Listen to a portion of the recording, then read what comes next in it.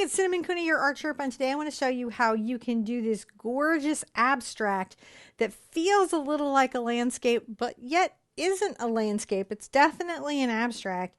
It's got a lot of fun color, a lot of fun techniques. I'm really excited to show you how to get this little effect here and all the little knife work that's in it. I am going to break it down every step. To help me do that is my husband, John. Hello. He makes sure that as I'm explaining a color mix or demonstrating a technique that the camera is pointing at what I'm doing. Now this is part of, if you see the little dude right there, this is part of Acrylic April, a 30-day painting challenge that I host every year where I get together and we paint together every day for 30 days.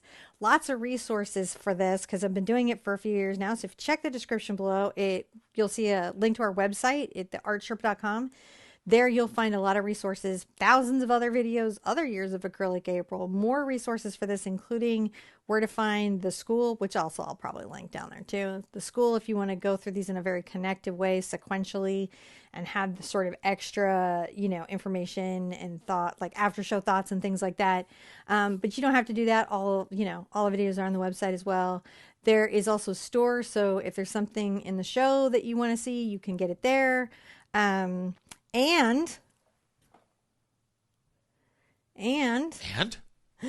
just tons of other love and support that you can do. And there's a book. So many things. So guys, many. to help you do this, because this is crazy. And there's, of course, the group. So now I've told you all the resources that are available to you and the fact that I'm actually going to show you how to paint this. What I need you to do is get your paint and your artist knives and your brushes and come back and meet me at this easel right now. I'm going to show you how to create exactly this painting. Here we are at the beginning of this class. There's an 8x8 surface that's inviting us in. I have the colors phthalo blue, phthalo green, burnt sienna, cad yellow medium, cad red medium, quinacridone magenta, Mars black, and titanium white on my palette. So many things are going to happen with these colors today. We're going to have a lot of fun. I would recommend putting a paper towel underneath your surface or some type of cleanup, because when we do a drip, sometimes that's nice to have that tucked there. My surface is on an angle, so everything you're seeing is going to have a little gravity applied to it. When you're trying to get yours to do that, just be sure and tip it up for the flow parts of the painting. You ready to throw up a step one, John? Sure. John is going to throw up step one because we're going to have some fun with step one. I'm going to take a spray bottle and spray my surface as a way to get it wet. That's what I'm doing. And I am going to wet my brush. This is going to be one of those cool wet applications of paint that we do. Take a little bit of my yellow and burnt sienna together. And maybe a little white. Let's let that kind of go down. And don't fight drips and stuff like that on this particular stage of it. Go with the drips. I don't want the clump, but the drips I want. So you can see why I wanted a little mess catcher. I'm adding a little thicker white paint as I go. I don't want to take away all the streakiness, though. The streakiness is kind of fun. Unfortunately, I may lose some of the drips. That's going to happen, and I'm okay with that. I'm going to take a little of my phthalo blue, tinged, just smidged with my burnt sienna. Cross here in a horizontal line. I'm working while all the surface is still wet. And I'm going to get a little white as I add on.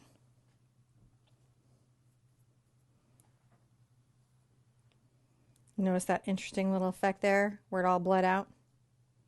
That is awesome. I'm not going to even, that's going to be left alone. So how that happens is if your surface is wet and your brush is holding a lot of water and you have the diluted pigment in there, but you also have just gone across like I did where you loaded up white, the brush stroke deposits thicker areas of white and the thinner paint runs down. I got a big surface in my mom's house that is this technique. So usually done with oil paintings, but you can do with acrylic. If you don't get that, that's okay. Again, because this is abstract and this is your painting and it's about you discovering where your media is. Now, I want to dry this. I don't want it to go a bunch of places. So for this, if you're going to hair dry, put on a diffuser or hold the hair dryer far from the surface so that it doesn't blow the paint anywhere, because we want this is a finished look, right? We want it as you see it. So that's how we're going to hold it, but speed the drying along. All right, when we come back, I'm going to dry while we're gone. When we come back, I'll show you the next step. So I'm going to do some brush work here in the back. I want to create some carry through color so that as we layer each thing in, it gives the sense of landscape, but does not overtly be landscape. And one of the first things I'm going to do is I'm going to take a little bit of my Quin Magenta and my Cad Red, and I'm going to mix them together, as you do, and come in and make a very nice pink, adding white into it. And I'm going to, this is a filbert, this is a number 4 Isabey filbert, and I'm going to come across on just a line.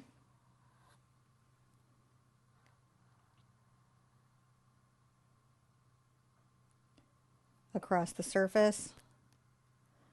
Get a little yellow in this, add a little more white, a little more red, a lot more red, but I want it to be nice, even.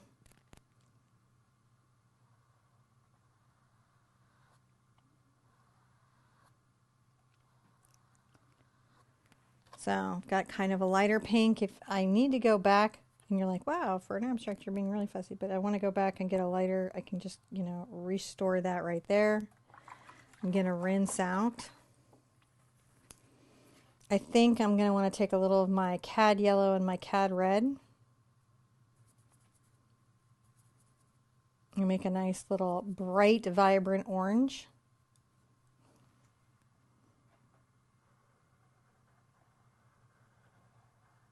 And come across there just with like that weird peak of orange. Isn't that fun?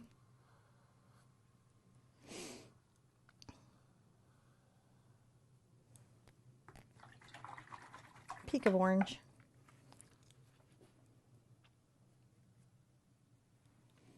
Then I'm going to come in with a little bit of white.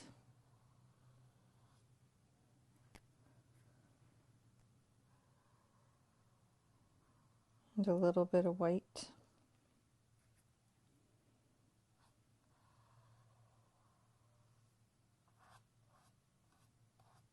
And little dashes of white kind of coming down like that. That's it. I am going to leave this, dry it, and I'll come back and I'll show you what we're going to do next. So I'm going to come here still with my filbert, and I'm going to get a lot more blue, but there was that burnt sienna from earlier, which I don't want to get rid of. And I'm going to come across here with a fairly straight line and get a little brown and green into the mix, and then white. I'm going to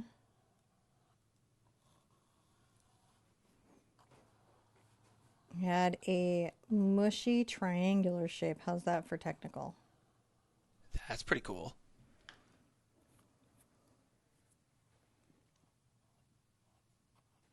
And I will kind of make it lighter up top. I want it to have a dark ridge down here and then be a little lighter up top, just generally. Just kind of a feeling that I have. And I also want to kind of nail in, I'm going to add a little more brown and a little more green into the mix, and you can see it gets kind of weird and minty there, and then I'm going to add a little yellow. I'm trying to get to a sort of retro feeling green.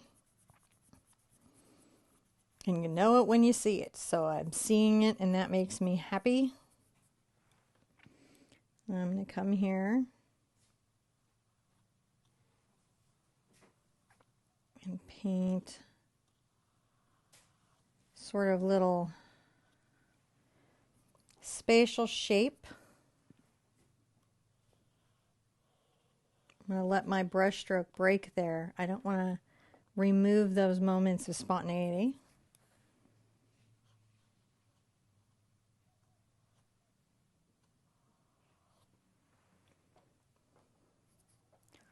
I'm going to get a lot of water on my brush.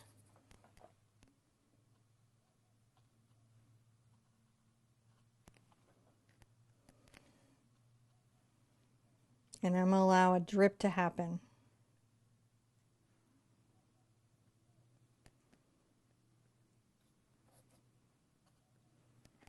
Just allowed it to happen. I'm pulling off that extra wet off of my surface and wiping it off on the paper towel because I don't want the water when I don't want it, if that makes sense. The extra water when I don't want it. Now I'm going to dry this. Only want it when you need it. You only want it when you need it. I'm going to dry this and then come back and I'll show you what we're going to do next. So I'm going to do some palette knife work now. I have a diamond knife. This is a long nose diamond knife, and I'm going to get into my brown with some yellow.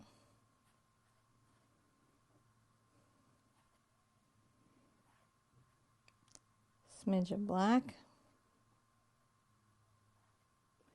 And I'm wanting to sort of thoroughly mix some of it.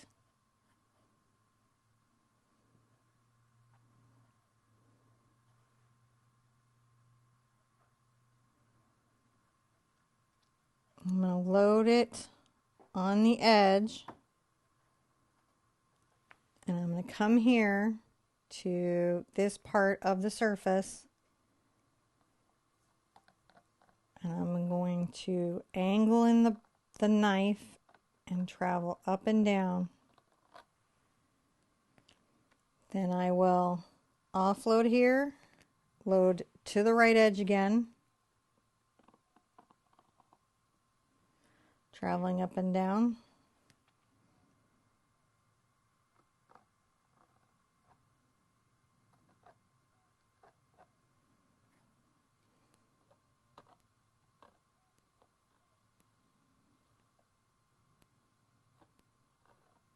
Okay, we have that shape. Get some weight involved. Kind of takes it to that cream space, doesn't it? Yeah. Downward. Maybe load the left edge. Come upward.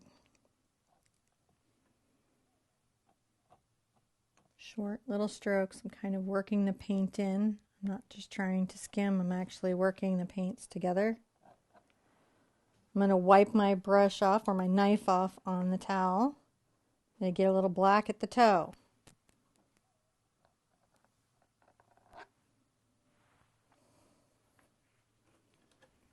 Going to wipe off. This one's going to be a trip. I'm going to take a little bit of my yellow over to my red. I'm going to try to make a very bright orange.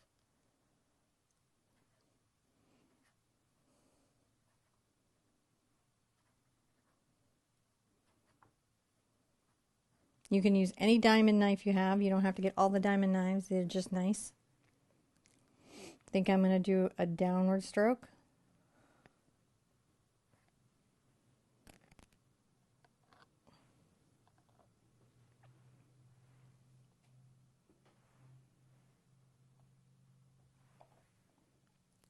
Putting those down. I like that where it goes boom, boom, boom. You can see how the knife is looking. I am going to dry that off. I think I'm going to move to a smaller knife because I just want a little more control of my directionality. So I've got my little diamond head here. And let's do something sort of interesting. Let's come into our white.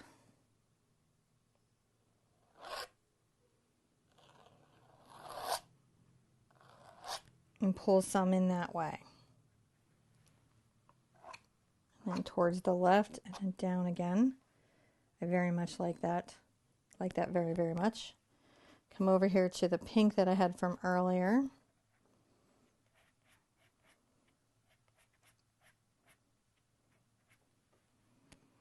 I think I'm going to stroke from right to left. You can see I've got the right hand bead.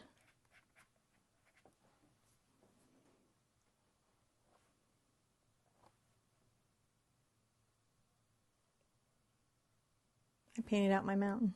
So carefully painted it. It's there. It was abstract mountain. It's it's a this is an abstract fog bank that's rolled in. It just the whole journey is its own. Well, isn't that what we're here to discover? Is what this is? Yeah, I think sometimes where I'm putting my green back because I really wanted in that space. So I literally mixed the green again and I just added it back into the space. I don't want to do too much more because I don't want these to intermix any more than they have. Yeah, I'm being picky. And we're going to dry everything and I'll show you what we're going to do next. So you might be wondering at this stage, how do you even go about designing something like this? And one tip that I can give you is to use construction paper, to tear pieces of colored construction paper and place them in the space that you would be using them until you create an arrangement that feels like what you're trying to create. So that's kind of what I had done here is got in some construction paper and then worked that digitally and really liked it, and then was like, oh, if I converted this into paint. It actually was part of it reminds me very much of a project I had in school years ago. But it does kind of help you think of what shapes and values and things kind of create essence or feeling in a painting. Mm-hmm. I'm going to come here and I'm going to do a curve and then a pull down. So I'm going to press in. The knife is going to be at a slight angle and then I'm going to pull down.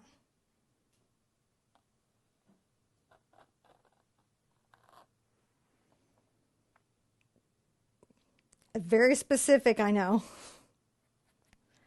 Then I'm going to come across here.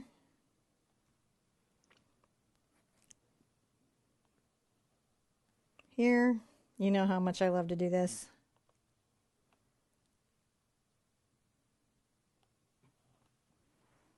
I just like that a lot. So wipe that down here.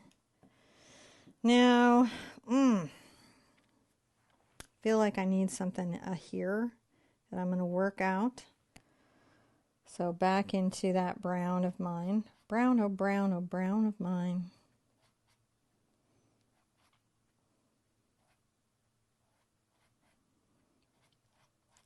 And I think I'm going to get a little more white into it.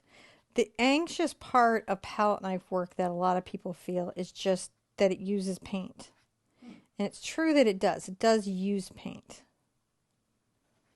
But I kind of look at it like this. That's why I bought it.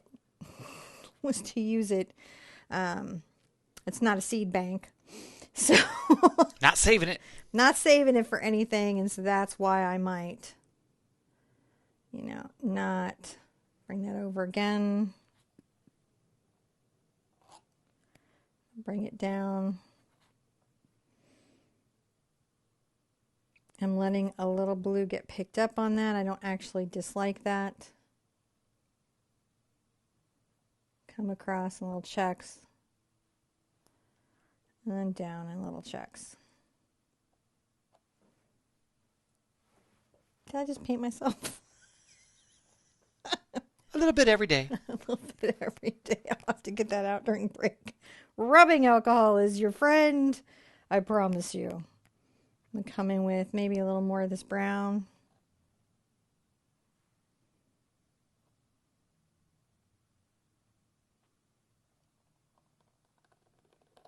And scraping that gently down.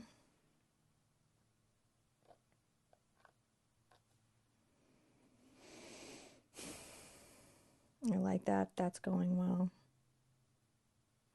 Is good. And then while I'm here, I'm going to take a little bit of my yellow and a little bit of my cad red. And I'm going to make a much brighter orange, I think. More yellow orange.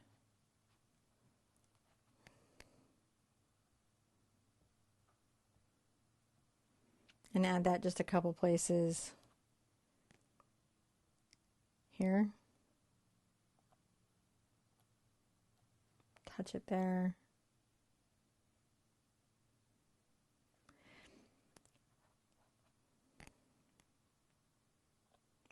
touch of it right here. Yeah. It gets like that in your brain where you're like, where am I going to put this color? How am I going to put this color?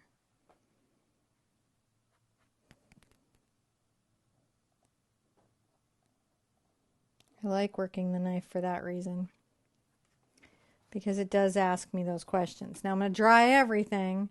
So how I speed through my palette knife work very often is that I just recognize that I need the layer to be somewhat dry to put the next layer over firmly. If I don't need to put a knife down firmly, then I don't have to dry it. I can just do it with light pressure, and the way paint tends to want to stick to paint. But I do want to do more layers, and so I've got to really, really dry this.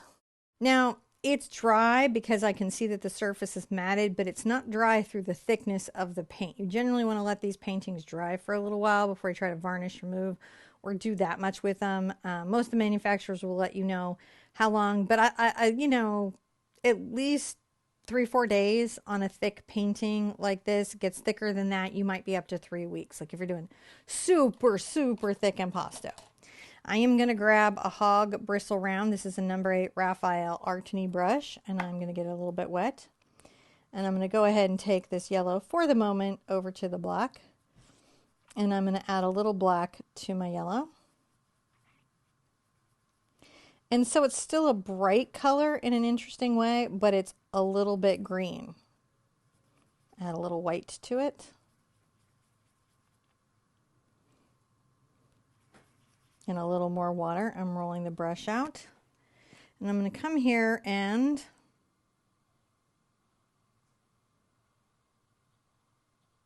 pull that line down.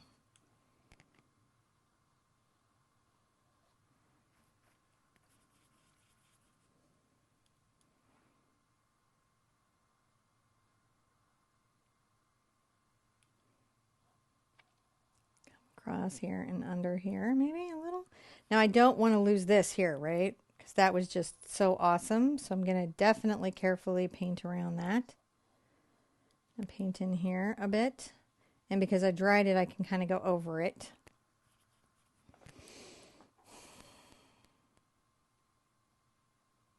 But you can see that's still a little bit tacky, so I have to be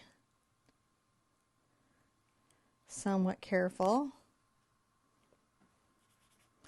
I'm going to get a little bit of wet on here. And try to encourage a drip.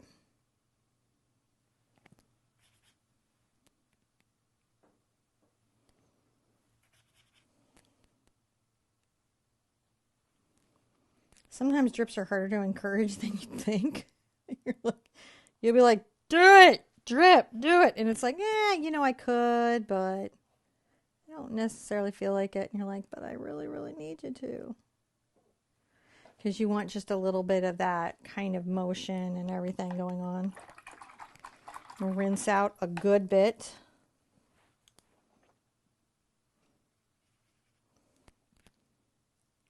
Grab a little bit of my white. Kind of put it in here, and I've got a pretty wet brush.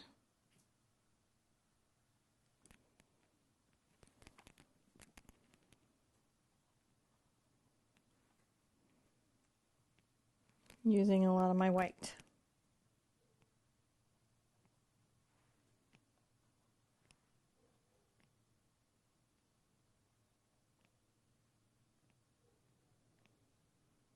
Kind of coming across in those little filigree ways at the bottom.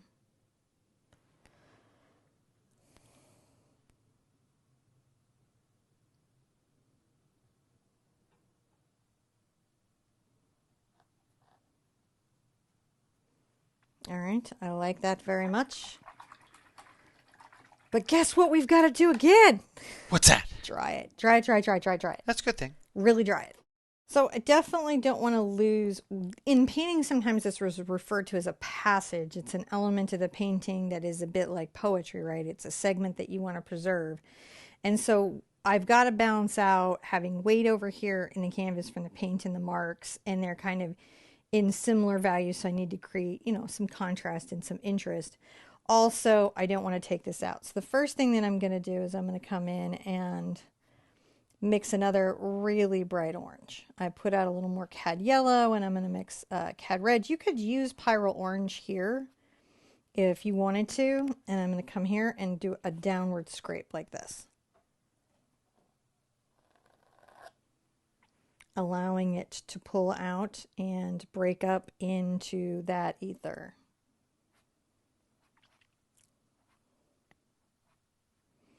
I am loading the right side and adding some dots of orange above. Kind of really cleaning the knife. I'm going to rinse it out. I'm just going to clean it so I don't have pigment on it. Sometimes I just use my towel and I drag my towel across it just to get the pigment off. I'm going to take a little of my phthalo blue and my phthalo green. They're a wonderful color. And I'm going to grab some of my white.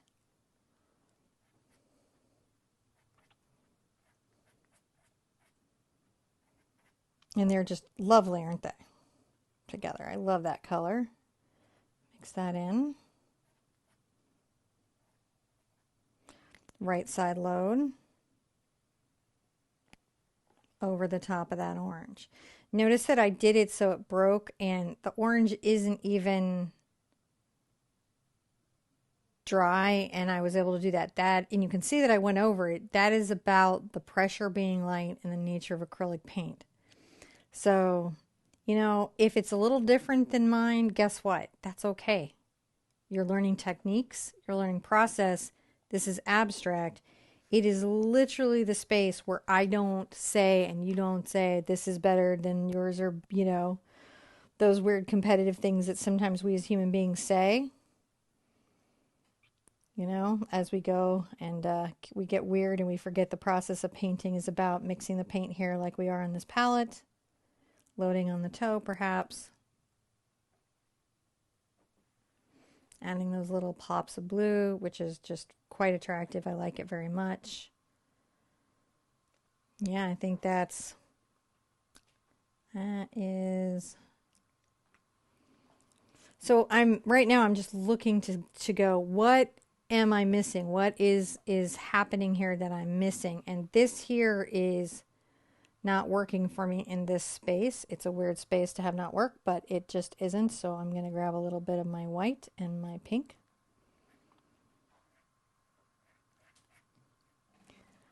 I might go ahead and get a smidge of cad into that. I may have to put out more white paint. So what's happening with my palette paper, and the reason it's wrinkling is because I'm putting a lot of pressure. And I'm going to come from here and kind of swing that over this way because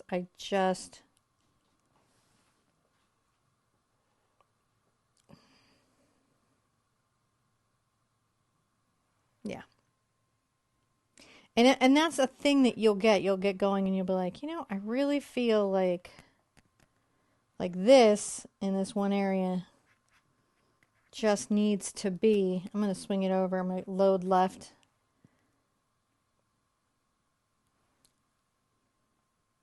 Needs to be.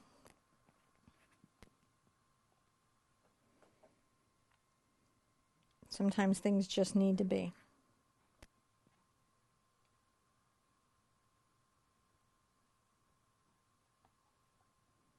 I'm just edge loading here with my pink and touching the edge of the knife.